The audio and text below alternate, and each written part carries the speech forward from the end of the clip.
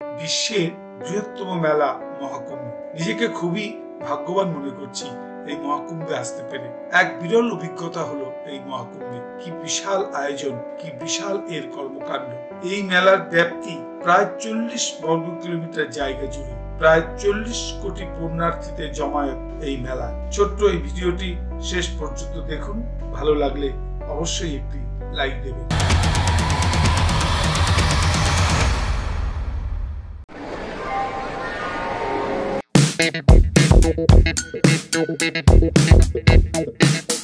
আমাদের গাড়ি 750 বিভূতি এক্সপ্রেস। আমরা চললাম মহাকুম্ভে। হর হর মহাদেব।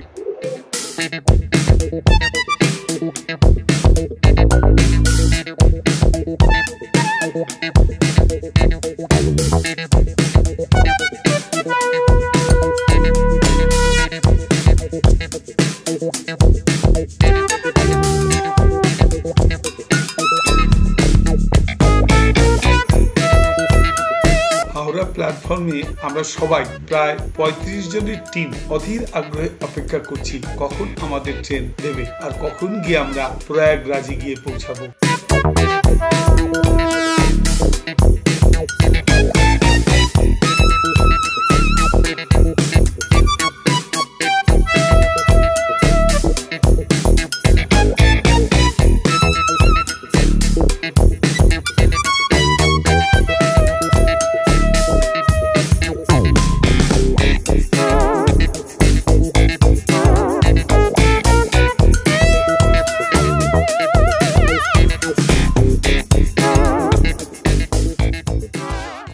আমাদের ট্রেন দিয়ে দিয়েছে, আমরা সবাই একে একে ট্রেনে উঠছি।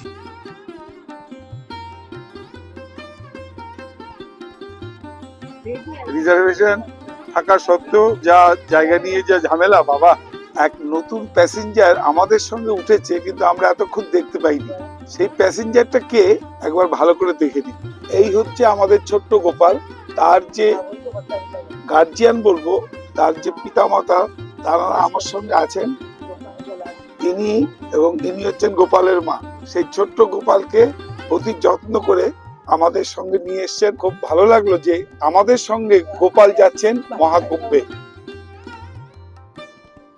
স্টেশন চলে এসছে। জয় মহাকুম্ভ, হর হর মহাদেব। প্রায় 2.5 ঘন্টা লেটে আমাদের গাড়ি পৌঁছালো প্রয়াগরাজে।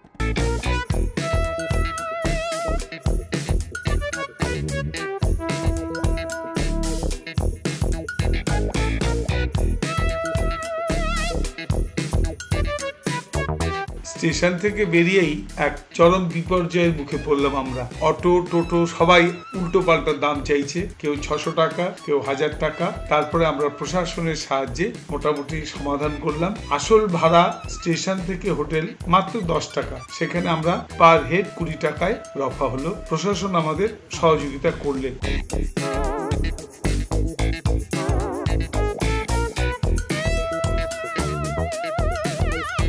আমরা এখন অটো ধরেছি, নিউ অশোকা হোটেলে যাচ্ছি। এখানে একটাই সমস্যা, ট্রাফিকের কোনো ডিসিপ্লিন নেই।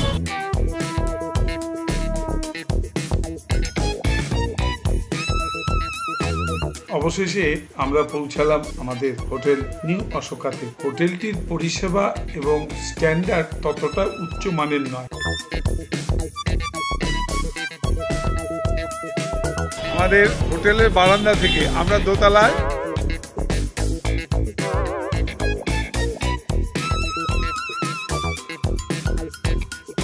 আমরা সবাই স্নানের উদ্দেশ্যে সঙ্গমের দিকে যাচ্ছি।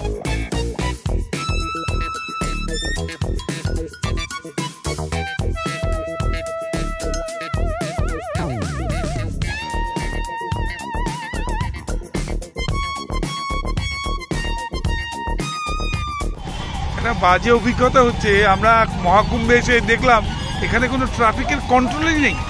সামান্য একটু রাস্তা, সেটা ঘন্টার পর ঘন্টা লাগছে যেতে। আমরা এখন শাস্ত্রী ব্রিজের সামনে ক্লান্ত হয়ে গেছি। টোটোতে আস্তে আস্তে আমাদের অবস্থা একেবারে ঢিলে হয়ে গেছে। বিকেল 5টা, আমরা যাচ্ছি মহাকুম্ভের স্নান করতে। এক টোটোকে ধরে প্রায় 800 টাকা রফা হলো। সে উল্টো পাল্টা জায়গা ঘুরিয়ে ঠুরিয়ে নিয়ে চলে গেল শঙ্করাচার্য মার্গ বলে একটি জায়গা, যেখান থেকে সঙ্গম বা স্নানের জায়গাটি খুব কাছে। আমরা যেহেতু নতুন, ভালো চিনি না, জানি না, তাই খুব অসুবিধা হলো। অনেককে জিজ্ঞাসা করে করে শেষে অনেক কষ্টে প্রায় 1-1.5 ঘন্টা আমরা এদিক ওদিক ঘুরে শেষে সঙ্গম স্থানে পৌঁছালাম, যেখানে আসল স্নানের জায়গা। যদিও পুলিশের লোকজন বা প্রশাসন আমাদের কিছুটা সহযোগিতা করেছে, তবে অনেকেই জানে না ঠিক প্রকৃত কোন জায়গাটা স্নানের জন্য খুব ভালো।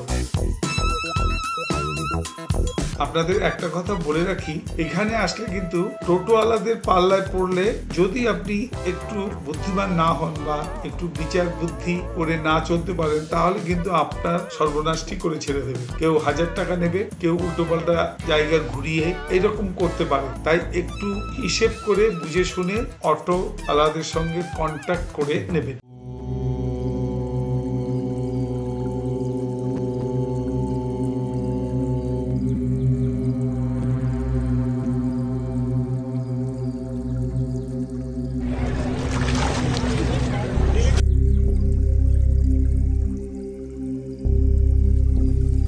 সর্বোপরি আমাদের যা অভিজ্ঞতা হলো, উত্তরপ্রদেশ সরকার মোটামুটি ভালোই ব্যবস্থা করেছেন। পুণ্যার্থীদের জন্য অসংখ্য টেন্ট আছে, কেউ বিপদে পড়বেন না, বিপদের আশঙ্কা কম। চারপাশে প্রশাসনের লোকজন রয়েছে, তাদের সাহায্য চাইলে আপনি তাদের সাহায্য পাবেন। এবং কিছু যে সংস্থা আছে তারা কিন্তু আপনাদের সাহায্যের জন্য সবসময় তারা ওখানে বিভিন্ন টেন্ট বা স্বেচ্ছাসেবক তারা আপনাদেরকে সাহায্য করার জন্য বসে আছেন।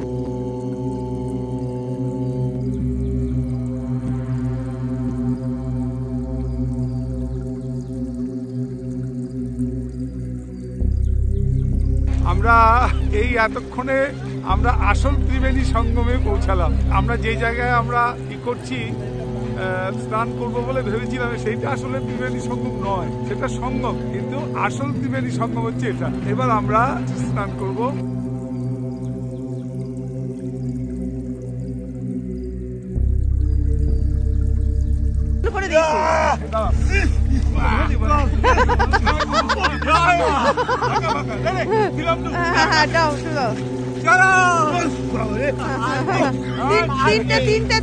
তিনটে গণেশ দা, তিনটে ডুব দিতে হবে। দুটো হয়েছে আর একটা।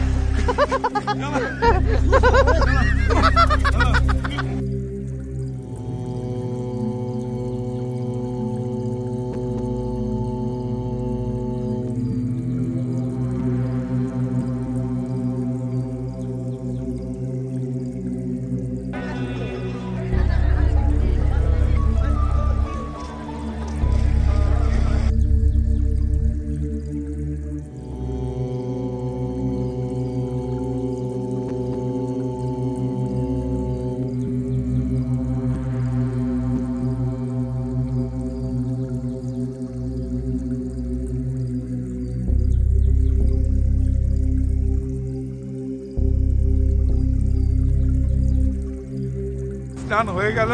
আমরা প্রথমে এই সঙ্গম ঘাটে গেছিলাম, যদিও ভুল করে। আমাদের সিকিউরিটির লোকেরা বললেন যে এটা আসল ঘাট নয়, ত্রিবেণী হচ্ছে আসল ঘাট। তো আমরা ত্রিবেণী সঙ্গমে, যেখানে অ্যাকচুয়ালি আসল স্নানের জায়গা, তিনটে নদীর যেখানে মিলন, সেই জায়গা থেকে জল নিলাম। আমরা সুন্দরভাবে স্নান করলাম। তো আপনারা সবাই জানেন যে ত্রিবেণী সঙ্গম মানে হচ্ছে গঙ্গা, যমুনা, সরস্বতী, সেই নদীর যে তিনটে ধারা যেখানে মিলিত হয়েছে, সেই ত্রিবেণী সঙ্গমে আমরা মিলিত হলাম এবং খুব আনন্দ করলাম। ভীষণ ঠান্ডা, তার মধ্যে ডুব লাগালাম। আমাদের খুব খিদে পেয়ে গেছে, তাই একটু পপকর্ন খেলাম।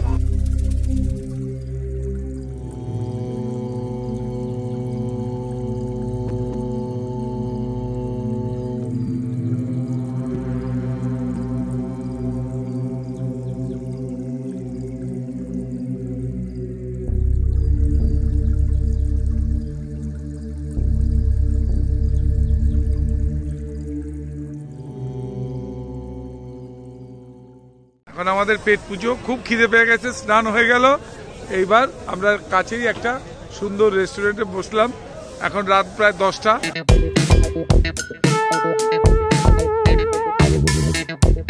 হবে।